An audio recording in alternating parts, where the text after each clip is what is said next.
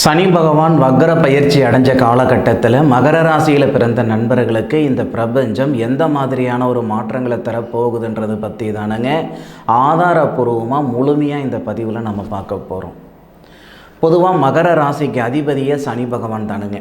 மகர ராசியில் வரக்கூடிய நட்சத்திரங்கள் முதல் நட்சத்திரம் விநாயகர் பிறந்த நட்சத்திரமான உத்திராடம் நட்சத்திரம், 2வது பாதம், 3வது பாதம், 4வது பாதம். பிறகு வரக்கூடிய விஷ்ணு பகவானுடைய நட்சத்திரமான திருவோணம் நட்சத்திரம் 4 பாதம். அதன் பிறகு வரக்கூடிய வசுக்கள் அப்படின்னு சொல்லக்கூடிய கடவுளுடைய நட்சத்திரமான அவிட்டம் நட்சத்திரம் முதல் பாதம், 2வது பாதம். அப்போது மகர ராசி அதிபதி சனி பகவான் ராசிக்கு 2வது பாவகன் சொல்லக்கூடிய குடும்பஸ்தானத்தில் தனஸ்தானத்தில் வக்ரம் அடைகிறாரு. அப்படின்னா யாருடைய சாரத்தில் வக்ரம் அடைகிறாருன்றது தான் கேள்வி.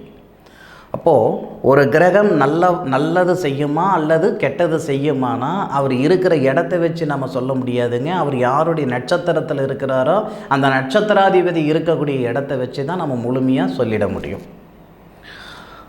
லக்னத்தில் ராகு இருந்தால் நாகதோஷம் சொல்கிற காலகட்டம் இது. அந்த லக்னத்தில் ராகு இருக்கிறவங்களுக்கு எல்லாமே கல்யாண தாமதம் சொல்லிட முடியாது. தோஷமே இல்லாதவங்களுக்கு 40 வருஷம் ஆகியும் திருமணம் பண்ணாதவங்களை நம்ம பார்த்துருக்கோம். தோஷம் இருக்கிறவங்களுக்கு 25 வயசுலேயே திருமணம் பண்ணிவிட்டு புத்திர பாக்கியத்தோட நிம்மதியாக வாழ்ந்துக்கிட்டு இருக்கிறத நம்ம பார்த்துக்கிட்டு இருக்கோம். அப்போது ஒரு கிரகம் இருக்கிற தன்மை தான் முக்கியமே தவிர அந்த கிரகம் இருக்கிற இடம் மட்டும் வச்சு நம்ம சொல்கிறது முழுமையான ஜோதிடம் ஆயிடாது. மகர ராசி அதிபதி சனி பகவான் வக்ரம் அடைகிறாருன்னா யாருடைய சாரம்? குரு பகவானுடைய சாரம். பண கிரகம் சொல்லக்கூடிய குரு பகவானுடைய சாரத்தில் தொழில்காரகர் 2வது பாவகத்தில் வக்ரம் அடைகிறார். இது சாதகம்தான். எந்த வகையில் சாதகம் அப்படின்னா, உங்களுடைய ராசி அதிபதி மகர ராசி அதிபதி சனி பகவான் யாருடைய சாரம் வாங்குறாரோ அவரே உங்களுடைய ராசியை 9வது பார்வையை பார்க்குறார். தொடர்பு இருக்குது. உங்களுடைய ராசிநாதனுக்கு நட்சத்திரமும் கொடுத்துருப்பாரு. உங்களுடைய ராசியை குரு பகவானுடைய பார்வை 9வது பார்வையை வேற பார்ப்பார். அதுபோக உங்களுடைய ராசிக்கு 2வது பாவகத்தில் வக்ரம் அடைந்த கிரகம் உங்களுடைய ராசிக்கு 4வது பாவகத்தை தான் முதல் பார்வையாக பார்க்குறாரு. சரி சார், எப்போ சார் வக்ரம் அடைந்தது? இப்போ நீங்கள் வீடியோ போட்டுட்டு இருக்கிறீங்களே, பதிவு போட்டுட்டு இருந்தீங்களே, இந்த கேள்வி கேட்க தானே செய்வீங்க. ஜூன் மாதம் 16ஆம் தேதி வக்ரம் அடைந்தது. ஒரு குழந்தை பிறக்குதுன்னா குழந்தை நடக்கிறதுக்கு 7 மாதம் 8 மாதத்துக்கு மேலே ஆகும். குறைந்தபட்சம் நம்ம நிற்க வைக்கணும்னாவே ஒரு 7-6 மாதத்துக்கு மேற்கொண்டு தான் நம்ம நிற்க வைக்கிறோம்.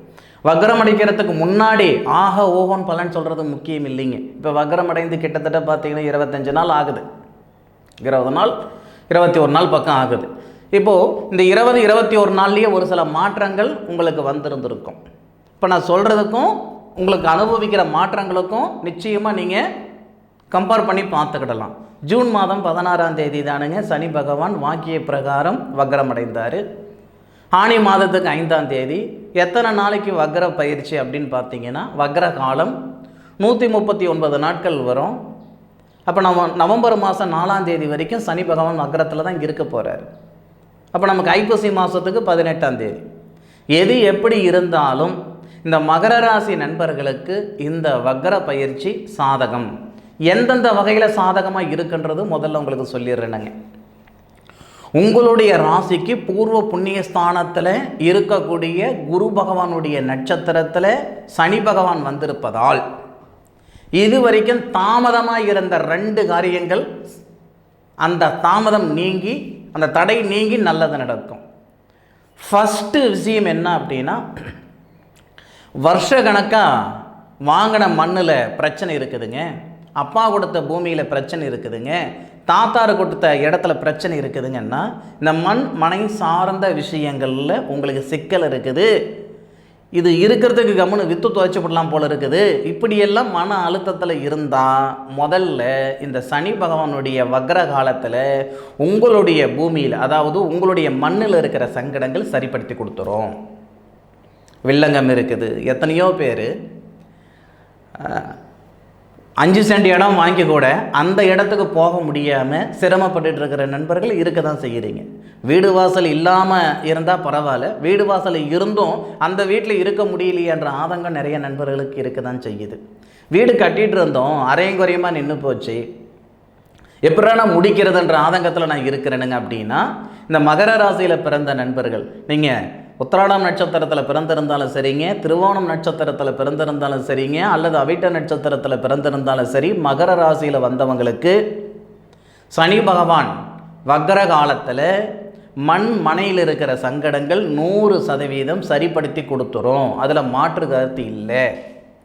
சார் 7ஆம் நாட்டு சனி நடக்குதுன்னு சொல்கிறாங்க, அதுவும் பாதச்சனின்னு சொல்கிறாங்க, விரயச்சனின்னு சொல்கிறாங்க, சனி வேறு வக்கரம் அடைஞ்சிருக்கிறாரு, இதெல்லாம் ஒன்றும் எங்களுக்கு தொந்தரவு பண்ணாதான்? இந்த மாதிரி யோசனைகள் வரதானே செய்யும்.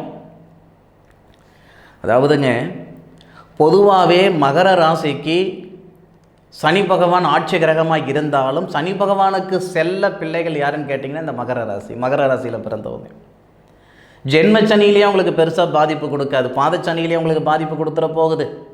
அதுபோக உங்களுடைய ராசிநாதன் சனி பகவான் தான் தொழில்காரகன் பணக்கார கிரகன் சொல்லக்கூடிய குரு பகவானுடைய சாரம் ஏறி குரு பகவானுடைய பார்வையும் உங்களுடைய ராசிநாதனுடைய பார்வையும் உங்களுடைய ராசிக்கு 11வது பாவகன் சொல்லக்கூடிய லாபஸ்தானத்தில் பார்க்குறாங்க. லாபஸ்தானத்தில் மட்டும் சனி பகவான் வக்ரம் அடைஞ்ச காலகட்டத்தில் லாபஸ்தானாதிபதின்னு சொல்லக்கூடிய செவ்வாவுடைய பார்வை, தகரியஸ்தானம் அப்படின்னு சொல்லக்கூடிய குரு பகவானுடைய பார்வை, உங்கள் ராசிநாதன் அப்படின்னு சொல்லக்கூடிய சனி பகவானுடைய பார்வை, இந்த 3 கிரகங்களுடைய பார்வையும் உங்களுடைய ராசிக்கு உங்களுடைய ராசிக்கு 11வது பாவகத்தில் பார்க்குறாங்க.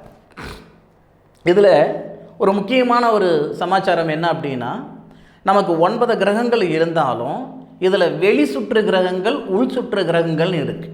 இப்போ பூமி இருக்குது அப்படின்னா, பூமின்றது நம்ம ஜாதகத்தில் எப்படி அமைச்சிருக்கிறாங்க, வடிவமைச்சிருக்கிறாங்க அப்படின்னா, அந்த ராசி கட்டம் இருக்குது இல்லைங்களா, 12 பாவகம் இருக்குது இல்லைங்களா, அந்த 12 பாவகத்தை தான் பூமியாக வடிவமைச்சிருக்கிறாங்க.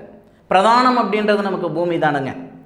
அப்போது அந்த பூமி இருக்குன்னா அந்த பூமியில் வெளி சுற்று கிரகங்கள், அந்த வெளி சுற்று கிரகங்கள் வக்ரம் அடையக்கூடிய கிரகங்கள் 3 கிரகங்கள் தான். உள் சுற்று கிரகங்களில் வக்ரம் அடையக்கூடிய கிரகங்கள் 2 கிரகங்கள். அப்போது இயல்பாகவே பார்த்திங்கன்னா முழுமையான வக்கரத்தில் வரக்கூடியது 5 கிரகங்கள் மட்டும்தான். ராகுவும் கேதுவும் வக்ரம் அடைந்தாலும் கிரகண காலத்தில் மட்டும்தான் அவங்க வக்கரத்தில் இருப்பாங்க. மாத கணக்காக நாள் கணக்கெல்லாம் அவங்க வக்கரத்தில் இருக்க மாட்டாங்க. புதனும் சுக்கிரனும் உள் சுற்று கிரகங்கள், செவ்வாய் சனி குரு, இந்த 3 கிரகங்கள் தான் வெளி சுற்று கிரகங்கள். அப்போது இந்த வெளி சுற்று கிரகங்களான இந்த 3 கிரகங்களுடைய பார்வையும் உங்களுடைய ராசிக்கு 11வது பாவகன் சொல்லக்கூடிய லாபஸ்தானத்தை பார்க்கக்கூடிய ஒரே தருணம் இந்த தருணம் தான். இப்போ உங்களுக்கு நான் இந்த பலன் சொல்கிறேன் இல்லைங்களா, இப்பத்தில் இருந்தே நமக்கு அடுத்த மாதம் என்ன மாதம் வருதுங்க, ஆடி மாதம் வருது. அதன் பிறகு வரக்கூடிய மாதம் என்ன மாதம் வருதுங்க, நமக்கு ஆவணி மாதம் வரும். ஆவணி 16 தேதி வரைக்கும் 100% இந்த மகர ராசியில் பிறந்த நண்பர்களுக்கு யோகம் தானுங்க. இது நீங்கள் எப்படி வேணாலும் எடுத்துக்கோங்க. என்ன யோகம் அப்படின்னு கூட நீங்கள் என்ன யோகம் பேர் வச்சாலும் வச்சுக்கோங்க. அதை பற்றி நான் இந்த யோகம் தான் வரும் அப்படின்னால நான் சொல்ல விரும்பலை. அதாவதுங்க, ஒரு விஷயம் புரிஞ்சுக்கிடுங்க, இந்த பிரபஞ்சம் யாரையும் கையை பிடிச்சி கூட்டிகிட்டு போகாது, கூட்டிகிட்டு போய் ஒரு இடத்துல போய் நிறுத்தாது. நமக்கான இடத்த நாம தான் தேடி கண்டுபிடிச்சி ஓடி அந்த இடத்துக்கு போய் சேர்ந்துக்கிடணும். முயற்சி பண்ணுறவங்க எல்லாமே முன்னுக்கு வரலைங்க. நமக்கு தெரிஞ்சவங்க, நம்ம வீட்டுக்கு பக்கத்தில் இருக்கிறவங்க, நம்ம நண்பர்களாக இருக்கட்டும், வருஷக்கணக்காக முயற்சி பண்ணுறவங்க, வருஷக்கணக்காக கஷ்டப்பட்டுட்டு இருக்கிறவங்க கஷ்டப்பட்டுட்டு தானே இருக்கிறாங்க. அப்போது முயற்சியோடு சேர்ந்து நேர காலங்களும் சாதகமாக இருந்தால் தான் திடீர் யோகம் நம்ம நினச்சது நிறைவேற்றிக்கிட முடியும். அப்போது இந்த நேரத்தில் நமக்கான ஒரு தருணத்தை, நமக்கான ஒரு அற்புதமான ஒரு யோகத்தை இந்த பிரபஞ்சம் கொடுக்குது. மீண்டும் இந்த மாதிரி அமைப்புகள் மகர ராசி நண்பர்கள் அனுபவிக்கணும்னா சத்தியமாக சொல்கிறேன் பாருங்கள், 30 வருஷம் ஆகும். மறுபடியும் சனி உங்கள் ராசிக்கு 2ல் வரணும், அந்த நேரத்தில் சனி வக்கரம் அடையணும், அந்த நேரத்தில் இந்த செவ்வான்னு சொல்லக்கூடிய சுபஸ்தானாதிபதி லாபஸ்தானாதிபதி ஆட்சியில் வரணும், அந்த நேரத்தில் குரு பகவான் சனி பகவானுக்கு நட்சத்திரம் கொடுத்துருக்கணும், சனி பகவானுக்கு நட்சத்திரம் கொடுத்து 5வது பாவகத்திலிருந்து 11வது பாவகத்தை பார்க்கணும். இதெல்லாம் நடக்கிற காரியமா? அதுபோக அது நடக்குதுன்னே கூட வச்சுக்கோங்க. இந்த மாதிரி கிரக அமைப்புகள் 30 வருஷம் கழித்து வரும்னே வச்சுக்கோங்க. வயசில் வாழாத வாழ்க்கை வயசானதுக்கப்புறம் வந்தா என்ன வராட்டி என்ன? நான் உங்களுக்கு சொல்கிறது என்னன்னா, நாளை அப்படின்றது நிரந்தரம் இல்லாதது, இன்று அப்படின்றது தான் நிரந்தரமானது. நாளைக்கு யார் இருப்பாங்க யார் இருக்க மாட்டாங்கன்னு யாருக்கும் தெரியாது. சத்தியமாக படுத்து எந்திரிச்சாதான் உண்மை. அப்போது இன்னைக்கு இந்த கிரக அமைப்புகள் சாதகமாக இருக்குதுன்னா அதுக்கான முயற்சிகள், நம்மளுடைய செயல் செய்கிறதுக்கான நேர காலங்கள் இருக்குதா, அந்த செயல் செஞ்சு பாருங்க. 3 மாதம் 6 மாதம் விளையக்கூடிய பயிருக்கே நம்ம பட்டத்தை பார்க்குறோம். ஆடியில் விதைக்கலாமா, தையில் விதைக்கலாமா, நம்மளுடைய வாழ்வாதாரம் எப்படி இருக்கும், நம்மளுடைய வாழ்க்கை எப்படி இருக்கும், நம்மளுடைய தொழில் எப்படி இருக்கும், எத்தனை பேருங்க சாதகம் பார்க்குறோம்? ஒருத்தர் தொழில் பண்ணுறாரு, ஆஹா ஓஹோன்னு வந்துருச்சுன்னா உடனுக்குடனே அந்த தொழில் நாமளும் பண்ணணும் அப்படின்ற எண்ணம் எல்லாருக்கும் வரதில் ஆச்சரியம் ஒன்றும் கிடையாது. எண்ணிக்கையாக கூட தான் வரும். ஆனால் அதுக்கான பிரார்த்தனை நமக்கு இருக்கா? அப்படி பிரார்த்தனை இருந்தால் எந்த நேரத்தில் நம்ம தொடங்கணும்? இதுக்காக தானுங்க நம்ம முன்னோர்கள் அருமையாக அற்புதமாக பேனா பேப்பர் கண்டுபிடிக்கிறதுக்கு முன்னாடியே ஓலைச்சுவடியில் இந்த ஜோதிட பொக்கிஷத்தை உருவாக்கி கொடுத்தாங்க. இன்றைக்கி இருக்கிற ஜோதிடர்களுக்கு நான் சொல்கிறேனுங்க, ஜோதிடர்களுக்கு சொல்கிறது என்ன, உங்களுக்கு நான் என்ன தெரியுமா சொல்கிறேனுங்க, ஏன்னா ஜோதிடர்களை சொல்லலை, உங்ககிட்ட நான் சொல்கிறது என்னென்னா, 1000 ஜோதிடர்கள் இல்லை 1,00,000 ஜோதிடர்கள் தப்பாக இருக்கலாம், ஜோதிடம் ஒரு காலத்துலேயும் தப்பாகாது. இந்த நேர காலங்கள் உங்களுக்கான நேர காலங்கள். இதில் என்னென்ன நடக்குன்ற விவரம் சொல்லிடுறேன், கேட்டுக்கோங்க. சுபஸ்தானாதிபதி, முதல்ல மண்ணு மனையில் இருக்கிற சங்கடங்கள் சரியாகன்னு சொல்லிட்டேன். அடுத்தது சுபஸ்தானாதிபதி சுபஸ்தானத்தில் இருக்கா. அப்படி கனவுன்றது எல்லாருக்கும் இருக்குதானங்க ஐயா செய்யுது. சொந்த வீடு வாசல் வாங்கணுன்ற ஆசை யாருக்கு இல்லாமல் இருக்கும்? சொந்தமாக ஒரு கார் வாங்கணுன்ற ஆசை யாருக்கு இல்லாமல் இருக்கும்? சொந்தமாக ஒரு பைக்கு வாங்கணுன்ற எண்ணம் யாருக்கு இல்லாமல் இருக்கும்? கனவு இருக்குது அப்படின்னா அந்த கனவு செயல்படுத்திக்கிறதுக்கு உண்டான நேரம் இந்த நேரம் தான். என்ன காரணம்? ஆதாரத்தை சொல்லுங்கள். எந்த பதிவிலையும் ஆதாரம் இல்லாமல் சொல்லுமா மூச்சு பிடிச்சிக்கிட்டு பேசிட்டு போக மாட்டேனுங்க. ஒரு நண்பர், அருமையான நண்பர், யாருன்னு தெரியல, கமெண்ட்டில் சொல்லியிருந்தார், டைம் பாஸ் அப்படின்னு சொல்லியிருந்தார். அப்படியே கூட இருக்கட்டுமே, நான் சொல்கிறது உங்களுக்கு நடக்கணும்னு விதி இருந்தால் அது மாறவாங்க போகுது? நான் சொல்லக்கூடிய வார்த்தைகள் உங்களுக்கு நடக்கணும்னு விதி இருந்தால் சத்தியமாக மாறும், நடக்கும். சரியா? இந்த நேரத்தில் மண்மனை வாங்கிறதுக்கான நேரம். ஒருத்தர் புதுசாக ஏற்கனவே மண்மனையில் இருக்கிற சிக்கல் சரியாகன்னு சொன்னேன். யாருக்கு வயிறு வலி இருக்குதோ அந்த வயிறு வலி தான் சரியாகன்னு சொன்னேன்.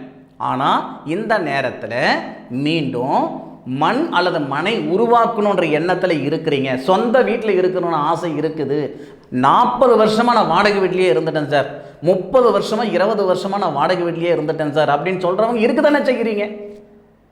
அப்போது சொந்தமாக வீடு வாசல் வாங்கக்கூடிய நேரம் இந்த நேரம். அதுக்கான காரணம் என்ன அப்படின்னா 4 குடையவர். அவர் வீடு வாசலுக்குரியவர் பார்த்தீங்கன்னா 4 குடையவர், 4வது பாத்தியம், 4வது பாவகம்.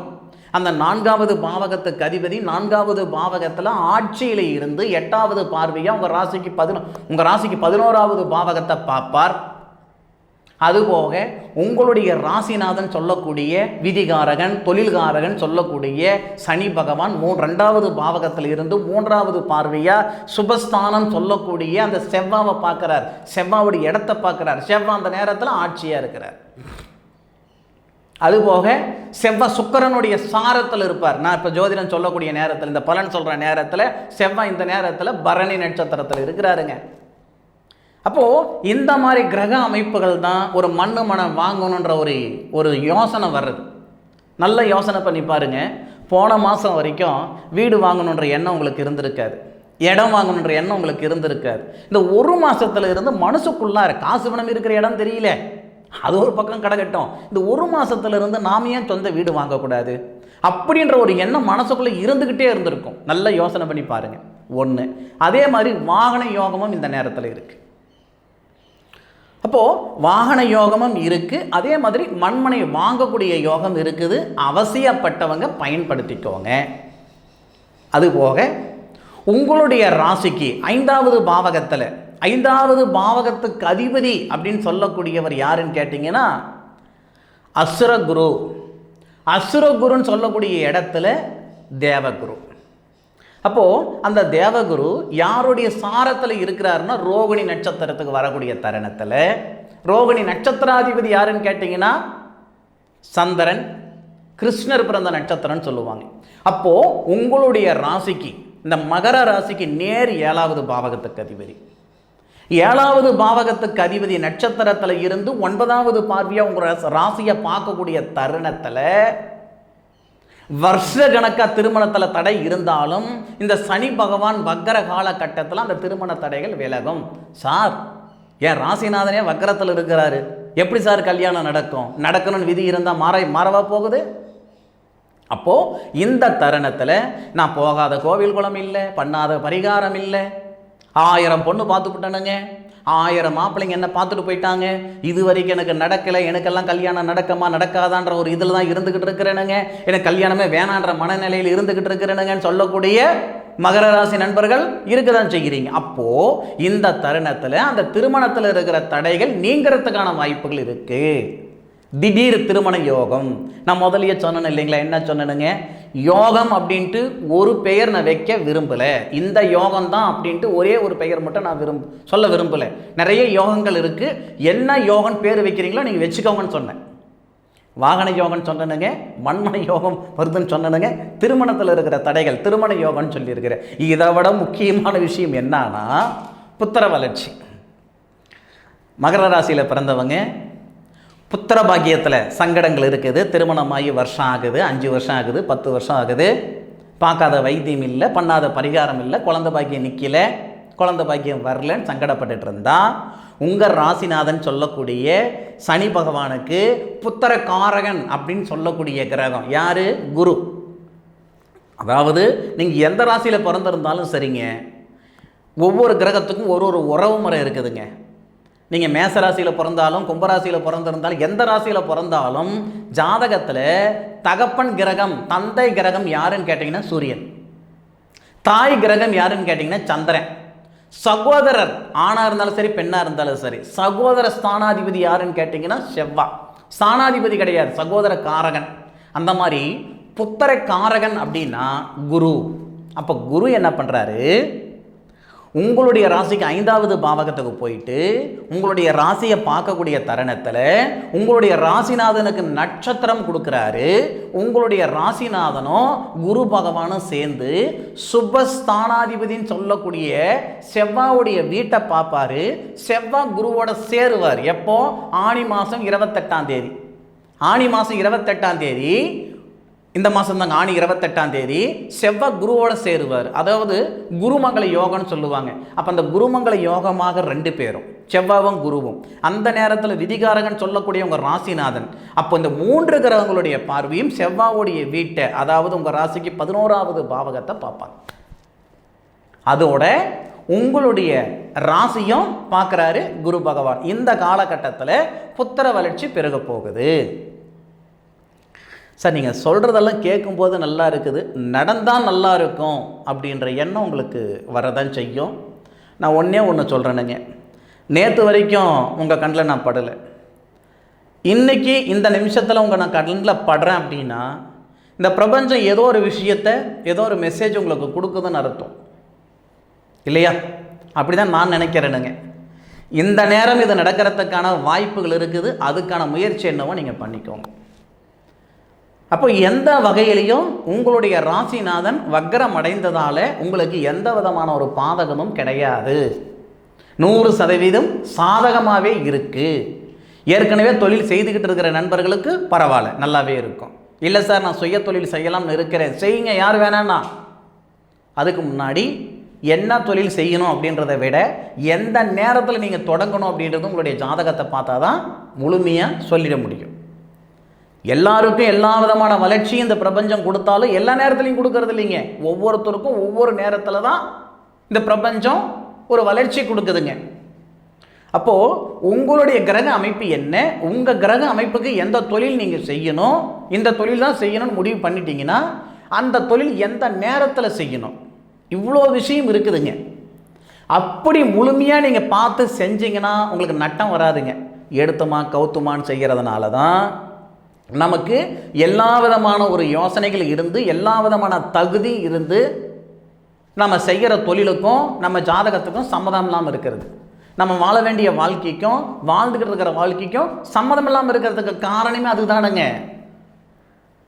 அப்போது உங்களுடைய ஜாதகத்துக்கு முக்கியத்துவம் கொடுங்க. நிச்சயமாக உங்களுடைய ஜாதகத்துக்கு முக்கியத்துவம் கொடுத்து பார்த்தீங்கன்னா நீங்கள் எந்த பாதையில் போகணுன்றது இந்த பிரபஞ்சம் கிளியராக சொல்லிடும். சரிங்களா? சரி நண்பர்களே, என்னுடைய காணொலியை முழுமையாக பார்த்தமைக்கு மனசிலிருந்து மனமார்ந்த நன்றிகளை சொல்லிக்கிறேனுங்க. அதுபோக ஒரு சில நண்பர்கள் இருக்கிறீங்க, என்னால் நான் வெளியூரில் இருக்கிறேனுங்க, வெளிநாட்டில் இருக்கிறேங்க, என்னுடைய சாதகத்தை பார்க்கணுன்ற ஆவல் இருக்குது அப்படின்னா, இன்றைக்கி இருக்கிற காலகட்டம் எப்படின்னா சாப்பிட்ற சாப்பாடே ஃபோனில் வாங்குகிற காலத்தில் இருக்கும்.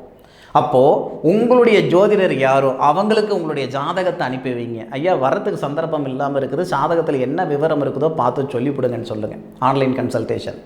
இல்லை உங்களுடைய ஜாதகம் எனக்கு அனுப்புங்க, ஜாதகத்தை கணிச்சு கணக்கு போட்டு இதுதான் நடக்கும், இப்படி தான் நடக்கும், தெளிவாக க்ளீனாக சொல்லிவிடுறேனுங்க.